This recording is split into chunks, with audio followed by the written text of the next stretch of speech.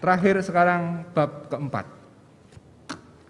Menjalani masa pandemi dengan bersukacita dan bermartabat. Banyak hal dalam hidup tidak dapat kita pilih. Tetapi kita selalu bebas untuk memilih cara pandang, cara sikap, perspektif yang diambil.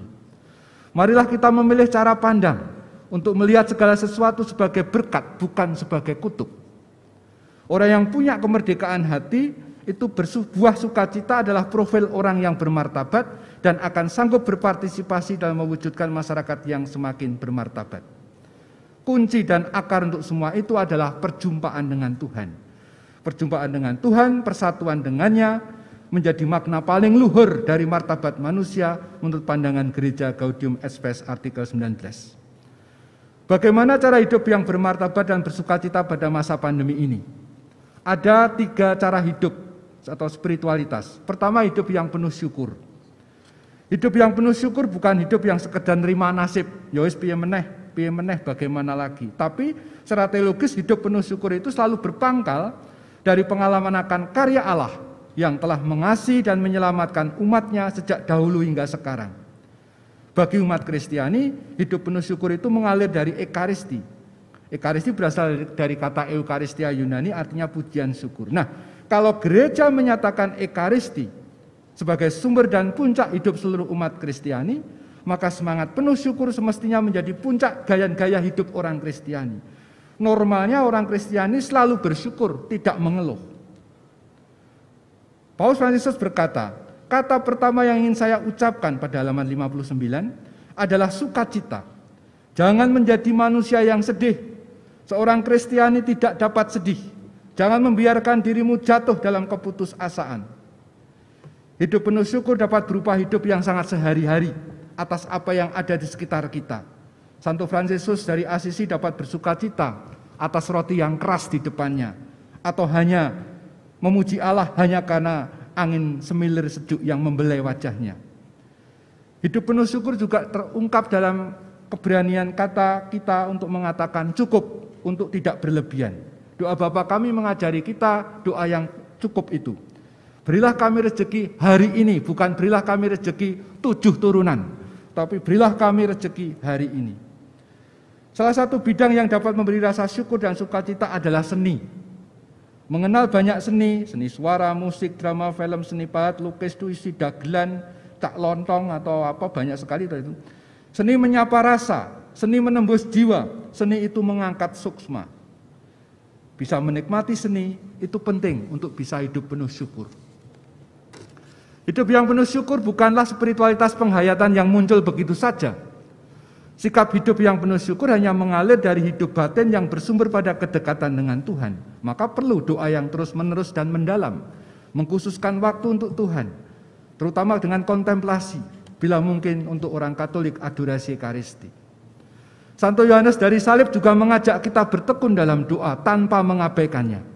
Bahkan di tengah-tengah kesibukan lahiriah, halaman 60, entah kamu makan, minum, entah berbincang dengan orang lain, lakukanlah apapun dengan menginginkan Allah selalu, tambatkanlah hatimu kepadanya.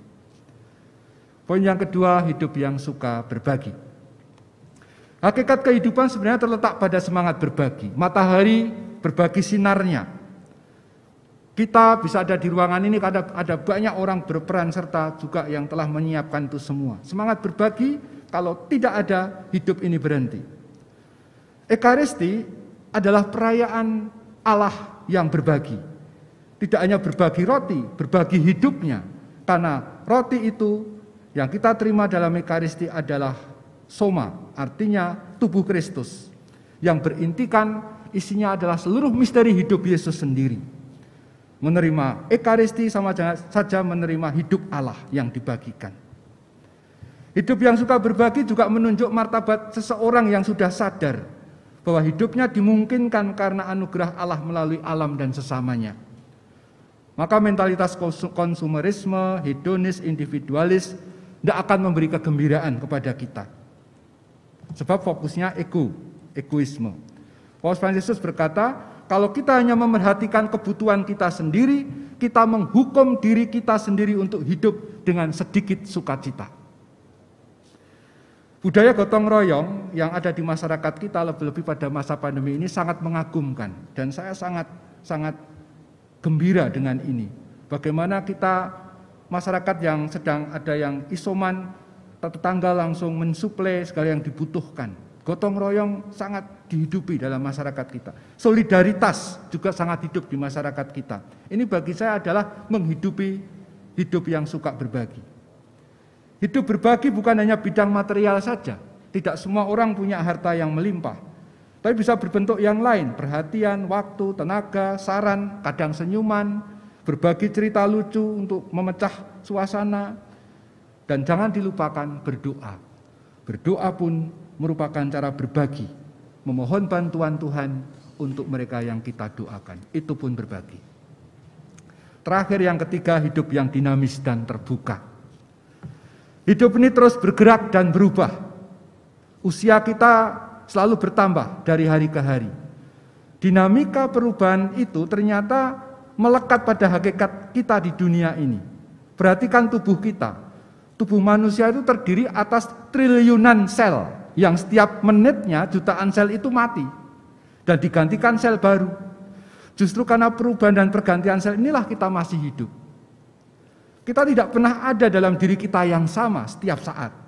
Secara filosofis manusia itu selalu berubah dan mengalir. Kita ingat kata-kata Herakleitos, Pantarei kai uden menei. Semuanya mengalir dan tidak ada sesuatu pun yang tinggal tetap.